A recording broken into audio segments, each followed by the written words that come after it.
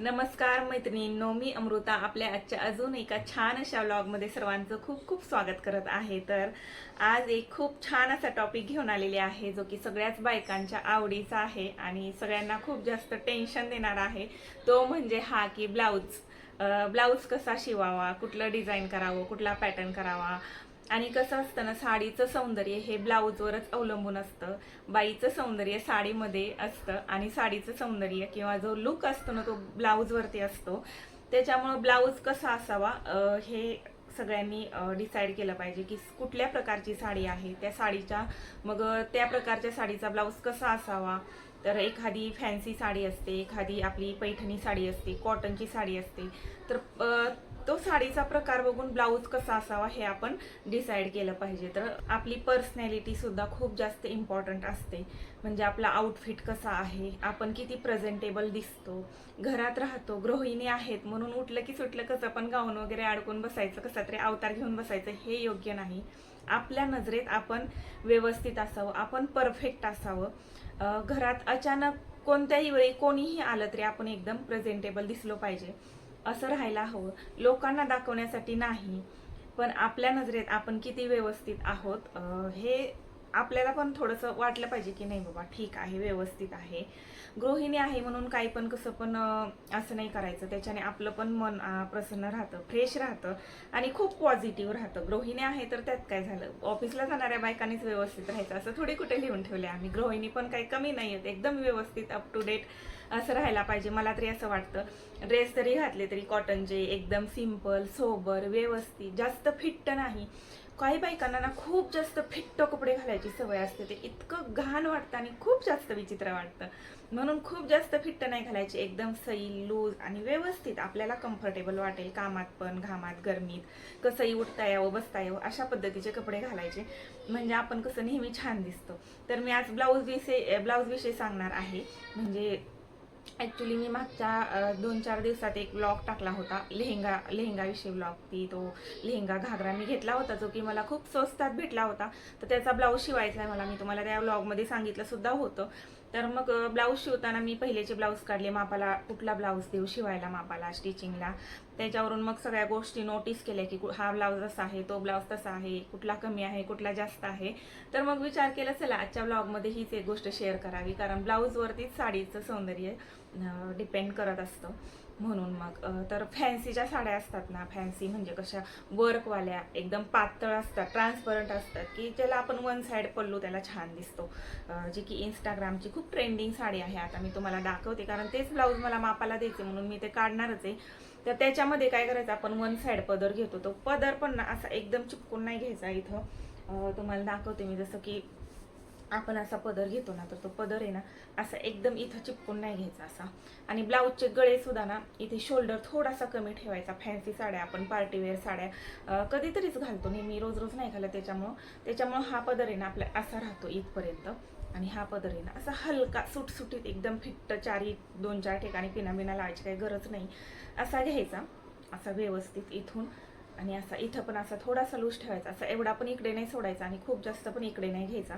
असा व्यवस्थित अगदी त्याच्यामध्ये आपल्याला पण कम्फर्टेबल वाटतं आणि समोरून बघणाऱ्या माणसाला सुद्धा, म्हणजे समोरच्या व्यक्तींना सुद्धा ते छान वाटतं, व्यवस्थित वाटतं, आपल्याला पण कम्फर्टेबल वाटतं. त्याच्यासाठी ब्लाऊज कसा असायला पाहिजे, तर त्याच्यासाठी ना असा पुळून थोडासा डीपच घ्यायचा. खूप जास्त पण इतका खाली नाही, पण एवढा जास्त वरती पण नाही घ्यायचा, असा डीप घ्यायचा. शोल्डर कमी ठेवायचे म्हणजे असा पूर्ण व्यवस्थित डीप येतो. आणि हुक जे आहेत ते बॅक साईडला घ्यायचे. पुढं प्रिन्सेस कटमध्ये घ्यायचा किंवा खालून वन टक्सवाले पण ब्लाऊज असे छान बसतात फिटिंगला, ते घ्यायचे. आणि मागे बॅक साईडला हुक लावायचं. मग स्लीव्ज आता ते साडीचं डिझाईन कसं आहे, बॉर्डर केवढी आहे त्याच्यावर डिपेंड करतं. बॉर्डर ब्रॉड असेल तर मग एवढे स्लीव्ज ठेवायचे, किंवा कमी असेल तर मग एवढे स्लीव्ज ठेवायचे, इथपर्यंत पण ठेवू शकता. आणि असे छान असे ब्लाऊज मग ते कसे व्यवस्थित वाटतात, फिटिंग छान दिसतं. थोडासा पदर असा खाली पण आला तर ते खराब वाटत नाही, मग व्यवस्थित वाटतं. त्याच्यामुळं तशा टाईपचे ब्लाऊज शिवायचे. बॅकला एकदम असा बॅकलेस पण शिवू शकता, डीपमध्ये डीप खोल गळा आणि नॉड लावायचे, म्हणजे मग शोल्डरमधून उतरत नाहीत. गळा पुढून पण खोल असतो आणि मागून पण खोल असतो, तेव्हा शोल्डरमधून उतरण्याचा खूप जास्त चान्स असतो. त्याच्यामुळं मग नॉड लावायचे कंपल्सरी. म्हणजे ज्या पार्टीवेअर साड्या आहेत आपण कधीतरीच घालत असतो त्या साड्यांना नॉड वगैरे लावून घ्यायची. म्हणजे मग ते दिसायला मागच्या साईडने पण छान वाटतं, खूप सुंदर वाटतं, पुढच्या साईडने पण व्यवस्थित वाटतं, फिटिंग आणि फिनिशिंग पण छान राहते. तर मी तुम्हाला आता एक ब्लाऊज दाखवते. तर आता मला हा माझा लेहंग्यावरचा ब्लाऊज आहे. लेहंगा पूर्ण असा आहे आणि याची ओढणी जी आहे ना ती ग्रीन कलरची आहे. तर याची बॉर्डर एवढी जास्त लॉंग आहे. तर मग ही बॉर्डर कट करून मी बाईला एवढी लावली तर मग तो पूर्ण लुक जाणार आहे, त्याचा चेंज होणार आहे. म्हणून मला ही बाई जी आहे ना ती इथपर्यंतच घ्यावी लागणार आहे. ह्याच्यामध्ये लेहंग्यामध्ये कसं असतं ना, आपण पिनअप पण असं छान असं करत असतो. ते साडीसारखं प्लेट वगैरे करून ते छान वाटत नाही. असं वन साईड पिनअप केलं, पुढून गुजराती पल्लू किंवा मग मागे आपला मराठी पल्लू घेऊन इकडच्या साईडला पिनअप केलं तरी ते फार सुंदर दिसतं. तर मग त्याच्यासाठी ना आपल्याला पुढून पण एकदम छान असं फिनिशिंग असायला हवं. तर ते मी दाखवते तुम्हाला. आता हे जे ब्लाऊज आहे, हे ब्लाऊज तुम्ही बघू शकता. अशा टाईपच्या साड्या असतात ना, हे ब्लाऊज आहे. हे घातल्यानंतर खूप जास्त छान वाटतं. याचा गळा पुढून पण सुंदर आहे एकदम आणि मागून पण असं आहे. सिंपल आहे, एकदम सिंपल आहे आणि खूप छान आहे. असं काही दिसत वगैरे नाही, असं व्यवस्थित वाटतं घातलं तरी पण. असे सिंपल असे नॉड आहे त्याचे. हे छान असे टसल्स बनवलेले आहेत. तर मग अशा टाईपच्या साड्या असतात ना, पार्टीवेअर साड्या, त्याचे ब्लाऊज अशी शिवायची. आणि ह्या ज्या असतात ना काठाच्या साड्या, त्याचे ब्लाऊज इथपर्यंत छान वाटतात. आणि पुढून छान शक्यतो मागे हुक ठेवायचे. रोज वापरायच्या साड्यांचे जे ब्लाऊज असतात ना त्याचीच हुक पुढं लावायची, आपण पुढून घ्यायची. बाकी कधीतरी घालायच्या साड्या असतात, लेहंगे असतात ना, त्याची हुक मागच्या साईडलाच ठेवायची. पुढून पॅड वगैरे टाकून घ्यायचे आणि मग ते व्यवस्थित वाटतं. आपण कारण शक्यतो पार्टीवेअर साड्यांमध्ये वन साईड घेतो किंवा पार्टीवेअर साड्या घालताना पण ते चिपकू चिपकू सारखं चांगलं वाटत नाही. जसं की तुम्हाला मी पदर सांगितलं घ्यायचा कसा घ्यायचा. तर आता ही अशा टाईपची साडी असते ना, ती पण आपल्याला व्यवस्थित असा जरी पदर प्लेट्स करून जरी पदर घेतला ना तरी पण थोडंसं असं व्यवस्थित ठेवलं ना तर ते छान वाटतं. मग बाकी ते कटोरी बिटोरी ते टक्स वगैरे शिवले ना तर ते एवढं काही फिगर म्हणजे आपलं तेवढं व्यवस्थित वाटत नाही आणि फिटिंग पण छान येत नाही आणि ते असं असं करून घ्यावं लागतं सगळं झाकून झुकून. मग ते काही एवढं चांगलं नाही वाटत. म्हणूनही ना अशी व्यवस्थित जर साडी नेसायची असेल तर मग त्याच्यासाठी असे पॅड टाकून घ्यायचे ब्लाऊजमध्ये. तर माझं एक दुसरं ब्लाऊज आहे ते दाखवते मी. ही अशी साडी आहे, सिंपल अशी साडी आहे, एकदम मस्त आहे, सॉफ्ट साडी आहे ही. आणि हिचं ब्लाऊज आहे ना ते असे. तर याला मी स्लीव्स फुल दिलेले आहेत कारण हे काठ पदर टाईपमध्ये साडी येते. आणि याच्यामध्ये ही साडी एकदम सिंपल आहे. मी थोड्या दिवस बाहेर घालून नंतर घरात सुद्धा घालू शकते, कामात वगैरे सुद्धा घालू शकते. अशी सॉफ्ट आणि मस्त साडी आहे एकदम. अशी बॉर्डर यायची. म्हणून मग मी याचे हुक आहेत ना पुढच्या साईडला घेतलेले आहेत, मागच्या साईडला नाही टाकले. कारण मी गावाकडे वगैरे पण घरी पण वापरू शकते ही साडी अशी आहे. आणि पुढच्या बाजूला जरी हुक्स लावले असले ना तरी तुम्ही फिनिशिंग बघू शकता किती खतरनाक आहे. याचे हुक जे आहेत ते पुढच्या बाजूला आहेत. याला सुद्धा पॅड लावून घेतलेले आहेत आणि बॅक साईडला असे आहेत, बघू शकता. हा बॅक साईडला असा सिंपल असा गळा आहे, उंची भरपूर आहे. ही अशी नॉड आहे आणि ती दुसरी नॉड वडील नाही लावायची, बाहेरची नॉड असते ती जास्त कसं तरी वाटतं, खराब दिसतं. हे आपलीच लावायची, याचीच नॉड करून लावायची. त्याच्यामध्ये मला हा गळा थोडासा वर झालाय, जो की मला लेहंग्याचा ब्लाऊज आहे ना त्याच्यामध्ये मला थोडासा खाली द्यायचा आहे, अजून अर्धा इंच खाली.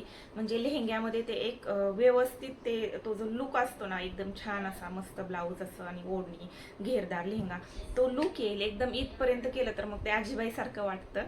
आणि अजून आपलं तेवढं पण वय जास्त नाहीये आणि आपली फिगर पण ठीक आहे तशी, तर काही जास्त वाया गेलेली नाहीये. म्हणून मग आपण व्यवस्थित स्वतःला प्रेझेंटेबल ठेवण्यासाठी प्रयत्न नक्कीच करू शकतो. म्हणून मग माझा हा प्रयत्न असणार आहे. जसं की या ब्लाऊजचा गळा थोडासा खाली आहे आणि त्याचा थोडासा वर आहे, तर त्या हिशोबाने मला याच्यामध्ये सुधार करायचा आहे. तर तुम्ही देखील तुमच्या ब्लाऊजमध्ये असेच सुधार करायचे की कुठं काय केलं पाहिजे. तर ह्याच्यामध्ये बघू शकता तुम्ही, हा वर आहे, लगभग 1 इंच जितका फरक आहे. तर ही साडी मला घरी घालण्यासारखी आहे, ही वाली साडी. म्हणून मी ही थोडंसं वरतीच ठेवला, कारण मग कामात बिमात चालून जातं गावाकडं वगैरे म्हणून. तर मग स्वतःला प्रेझेंटेबल ठेवण्यासाठी कशा टाईपचे ब्लाऊज शिवायला पाहिजे त्याच्याबद्दल थोडक्यात मी आयडिया सांगितली तुम्हाला, जे की मला वाटतं ते सांगितलं मी. साड्या सिंपलच असतात, की साडी सिंपलच असते पण तिच्या अंगावर कशी एवढी छान वाटते, तिला का एवढी छान वाटते, आपल्याला का छान वाटत नाही, असे प्रश्न सगळ्यांना पडलेले असतात. तर माझ्या डेलीच्या लाईफस्टाईल रुटीनपेक्षा पण खूप साऱ्या गोष्टींमध्ये मी नेहमी जे युजफुल लोकांना वाटेल, जे काहीतरी घेण्यासारखं आहे तेच देण्याचा प्रयत्न करणार आहे. बाकी जनरली डेली रुटीन आणि आपली लाईफस्टाईल तर आहेच. मला आज हा टॉपिक महत्त्वाचा वाटला ब्लाऊजविषयी थोडासा विचार करत होते, म्हणून मग मी तुमच्याशी शेअर केला. तर तुम्हाला कसं वाटला, आवडला की नाही नक्की सांगा. व्हिडिओला लाईक करायला विसरू नका, चॅनलला सबस्क्राईब करायला विसरू नका. आणि तुम्हाला हा व्हिडिओ आवडल्यास तुमच्या मैत्रिणींना, बहिणीला, सगळ्यांना नक्की शेअर करा. चला मग आजच्या व्लॉगमध्ये एवढंच. भेटूया पुढच्या व्लॉगमध्ये. तोपर्यंत नमस्कार.